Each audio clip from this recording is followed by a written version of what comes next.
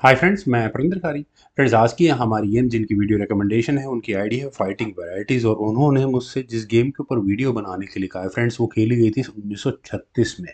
Ludwig Engels versus Geza Maroczy. Friends, Ludwig Germany के chess master थे और Germany में ही गेम खेली गई थी, जहां D4 के साथ लुडविग ने ही शुरू किया। D5 का रिस्पॉन्स यहाँ गीजा मोरॉक्जी ने दिया।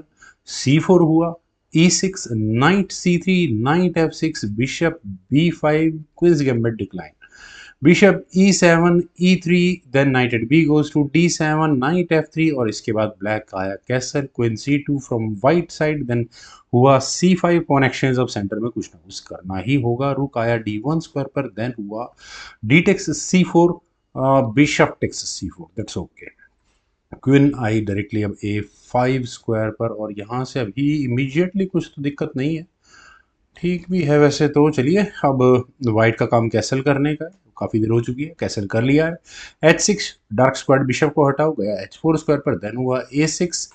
तो ये बिशप आया E2 स्क्वायर पर, क्योंकि आगे जो आने वाले मूव्स हैं वो आपको यहाँ पर क्लियर नजर आ गए होंगे। रुक E8 की ऑप्शन ब्लैक ने चुना, देन हुआ A3। डेवलपमेंट की बात की जाए तो लगभग परफेक्ट ओपनिंग है from both the sides. C takes D4, knight takes D4, then knight F8। यहाँ ब्लैक का मूव आया और यहाँ से ये नाइट बिल्कुल बिशप को टारगेट लगाने के लिए जाने वाला है। बिशप F3 और चलिए, ये एक प्रॉब्लम आ चुकी है। लाइट स्क्वायर बिशप यहाँ अभी ब्लैक अपना डेवलप नहीं कर पाएगा, कर पाएगा, थोड़ा प्रॉब्लम होगी उसे कम से कम यहाँ इस A8 और B8 स्क्वायर पर आने वाले समय में, क्योंकि बिशप भी आकर परेशान करेगा। खैर, क्वीन गई C7 स्क्वायर पर और फ्रेंड्स यहाँ से अब बिशप थोड़ा सा, इतनी दिक्कत है नहीं वैसे। बिशप G3 वापस क्वीन पर अटैक बना, तो इस क्वीन पर जो अटैक बना है, ब्लैक ने इसका डिफेंस अपने ई पॉन को आगे पुश किया। हालांकि नाइट पर ठीक है अटैक है, लेकिन पॉन अभी पिन है तो नाइट बिल्कुल सेफ है। तो यहाँ पर कुछ और ऑप्शंस की जा सकती थी, स्पेशली रुक D2, ये ज़्यादा बेटर ऑप्शन थी। लेकिन यहाँ नाइट के F5 स्क्वायर पर आने के बाद गेम में ब्लैक को एक बहुत बड़ा मौका नजर आया। जस्ट सिंपल, आप गेम में अनडिफेंडेड कराएं किसी पीस को, एक सिंपल स्ट्रैटेजी, पीस वो ढूंढो जो अनडिफेंडेड है, नहीं तो अनडिफेंडेड करवा दो। देखिए, आप यहाँ इस नाइट को देखिए, जो डिफेंस कितने हैं, एक पॉन का है और एक क्वीन का है। क्वीन का डिफेंस तो आपको दिख गया होगा कैसे हटवाना है, बिशप टेक्स F5 ब्लैक ने किया, क्वीन टेक्स F5 करा। और अब पॉन का डिफेंस कैसे हटवाना है, क्योंकि पॉन ओवरलोडेड है, जिस पर एक पॉन और एक नाइट दोनों का भार पड़ा हुआ है, तो बिशप टेक्स A3। ठीक है, अगर बी टेक्स A3 अगर यहाँ होता है तो यहाँ पर ठीक है, गया यहाँ से पॉन वाइट का कम से कम। खैर, नाइट को D5 स्क्वायर पर पहले यहाँ पर लिया गया और क्वीन पर अटैक बना, तो हुआ knight takes D5। Bishop takes D5 होने के बाद यहाँ क्या किया जाए, क्यों ना लिया जाए इस पॉन को। बिशप टेक्स B2, यही काम यहाँ गीजा ने किया, दो पॉन्स वो ले चुके हैं ऑलरेडी। ठीक है, वाइट थोड़ा सा प्रेशर बना रहा है, यहाँ आप देख सकते हैं, लेकिन उसके लिए क्वीन है, बहुत मूव्स पड़े हुए हैं, बिशप भी कुछ कर नहीं पाएगा उल्टा। देखिए, काफ़ी अच्छा मैं कहूँगा गेम यहाँ बन चुका है। खैर, रुक B1। फ्रेंड्स, ये स्ट्रेटेजी थोड़ी सी अच्छी लगी मुझे वाइट की।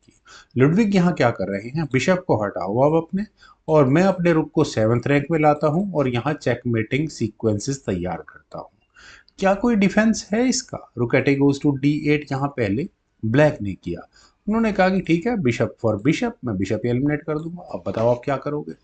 तो क्या करना चाहिए, बिशप पर डिफेंस, क्वीन को F3 स्क्वायर पर ले जाकर, नहीं, यहाँ पर लुडविग ने अपने ई पॉन को आगे पुश करके बिशप पर डिफेंस किया, देन हुआ G6, क्वीन पर अटैक बना, अब क्वीन गई F3 स्क्वायर पर। और इसके बाद चूंकि देखिए थ्रेट तो है, आप कुछ भी कहें, बिशप यहाँ खतरे में तो है, आपने बिशप हटाया और क्वीन 7th रैंक में पहुंची और ये चेकमेटिंग थ्रेट तैयार हो गई है। तो rook takes D5 action sacrifice यहाँ गिजा मरॉक्जी ने दिया, वो करना भी पड़ेगा। ई टेक्स D5 किस आधार पर दिया गया, क्योंकि क्वीन अब C2 स्क्वायर पर जा सकती है बिशप का डिफेंस करने के लिए। मेरे ख्याल से ब्लैक के पास इनफ मटेरियल है गेम को आगे फॉरवर्ड बनाने के लिए। क्वीन गई D1 स्क्वायर पर, क्वीन एक्सचेंज आस्की है, क्वीन एक्सचेंज शायद कर लेते तो अच्छा रहता, लेकिन रुक C8 के ऑप्शन को चुना गया, देन D6। फ्रेंड्स, अब थोड़ी सी ब्लैक को चिंता होनी चाहिए कि डी पॉन एक कदम आगे पुश हो चुका है। तो मैं जैसे पहले कह रहा था कि ब्लैक या गिजा मरॉक्जी अगर मेटल एक्सचेंज यानी कि क्वीन एक्सचेंज कर लेते हैं तो शायद अच्छा होता, क्योंकि बिशप D4 और अब ये पॉन कहीं नहीं जाने वाला, कुछ नहीं होगा उसको। नहीं कुछ क्यों नहीं होगा भाई, ये तो बिश, अच्छा फिर हाँ पॉन आगे पुश हो जाएगा ना। चलिए गेम पर चलते हैं।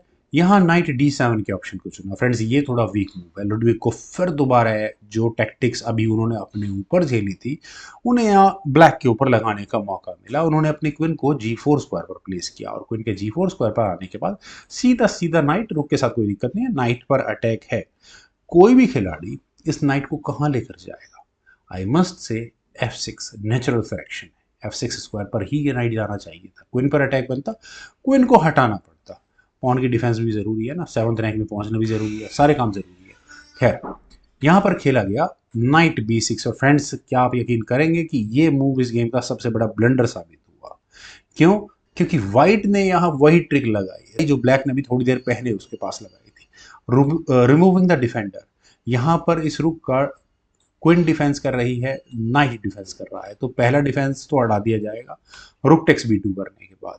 दूसरा डिफेंस कैसे हटेगा? पहले खैर क्वीन टेक्स B2 तो ब्लैक करेगा ही करेगा, अब दूसरा डिफेंस आता है नाइट का, वो कैसे हटाया जाएगा? हटाने की जरूरत ही नहीं है। क्वीन टेक्स C8 चेक करो, दो क्वीन सेक्रीफाइस, अब एक्शन सेक्रीफाइस दिया, अब क्वीन सेक्रीफाइस दिया। यहाँ इस पॉइंट पर देखिए नाइट टेक्स C8 जो कि गेम में भी खेला गया था, वो एक प्रॉब्लम है, लेकिन मान लेते जानबूझकर खेला गया सेक्रीफाइस है, एक्सेप्ट नहीं करते, तो क्या करें? किंग को मूव कर लेते हैं G7 या H7 स्क्वायर पर। G7 स्क्वायर H7 स्क्वायर जिस पर भी ये किंग जाता है तो कॉन्टेक्स B7 उल्टा, यहाँ ये बेचारा नाइट ओपन हो चुका होगा और फिर पॉन प्रमोशन और पॉन प्रमोट हो चुका होगा। खैर यहाँ इस पॉइंट पर गेम में खेला गया था नाइट टेक्स C8।